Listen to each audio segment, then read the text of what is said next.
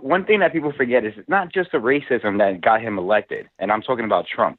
Mm-hmm. There was also a populist message. He also talked about giving Medicare, about expanding Medicare and Social Security. He also talked about bringing back jobs, taking down NAFTA. So, like, the reason their whole little scheme didn't work was because Trump was a con man. Yep. Through and through. Yep. So he told people what they wanted to hear. Right. It wasn't just I don't think it was just the racism. I think it was also the fact that people thought, oh, here's finally a Republican that might actually help me get my job back. Yeah. Or help me get something in my pocket. Yeah. And I think there's a real downfall for the GOP right now. Because I feel like there's so much negativity. Like we talk about statues, but there are people worried about their health care. There are people that are dying over the opiate crisis. Yeah. And I think as red as you want to be, there's a point where you have to realize that you have to look out for yourself as a person. Yeah. And you can't just be tribal. We can't keep jumping teams. You need health care. You want drugs to stop being flooded into the system, Yep. Yep, absolutely, man. Thanks so much for the call, 857-600-0518. If I could expand on what he said there, because I think it's actually a great point, right? So they're clearly, we cannot downplay the racist revolution that took place with Donald Trump. I mean, look at the ascent of Richard Spencer, right? So racism played, if there was a trifecta for Donald Trump, it was this. The trifecta for Donald Trump was this. Number one, his pandering, his dog whistle to the Confederacy, to white supremacy, his bigotry, right? His all-out bigotry. That is not unique to Donald Trump. That is not, I mean, it's in America.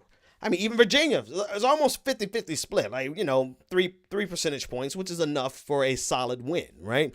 But that's like 47% of the people there in Virginia still see something redeemable about a guy who's pandering to own nothing else. On the ad I played, nothing else was important except for maintaining the statues. And I think that we cannot move too quickly from that. I'm not going to move too quickly from that. But that's only one leg in the trifecta for Donald Trump. The second one was he was a con man. Like the caller said, 100% a con man. He knew what to say, how to say it. He knew how to say things with a populist message. And the rest of us are sitting back like, one, Donald Trump is too dumb to actually be able to govern by himself. He's incompetent. He's not going to be able to do it. And because he can't do it, he's going to incorporate and adopt the standard Republican talking points. And because Donald Trump has to do everything bigly, better and badder than anyone else, he always takes it one step further. He always goes one step further. So he takes Republican. That's why Donald Trump represents neoliberalism on steroids and on cocaine. This is what I say all the time, and it's absolutely true.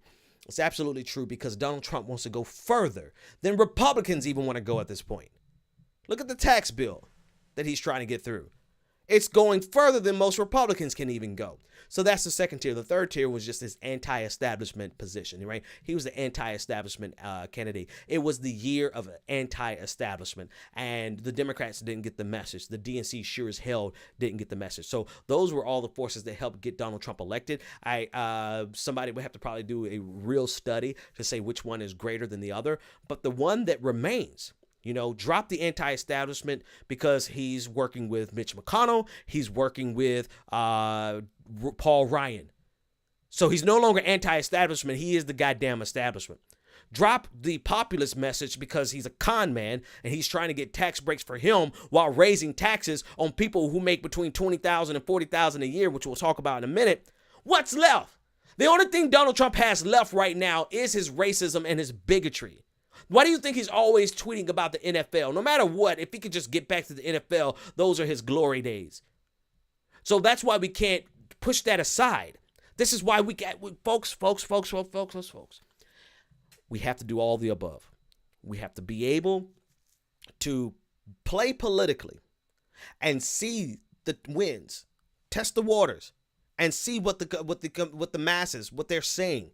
And they're saying that they don't want Jeb Bush. They didn't want Hillary Clinton because it was an anti-establishment year. And if we can't tell those wins, we'll continue to lose. If we can't tell when those wins change, we will continue to lose.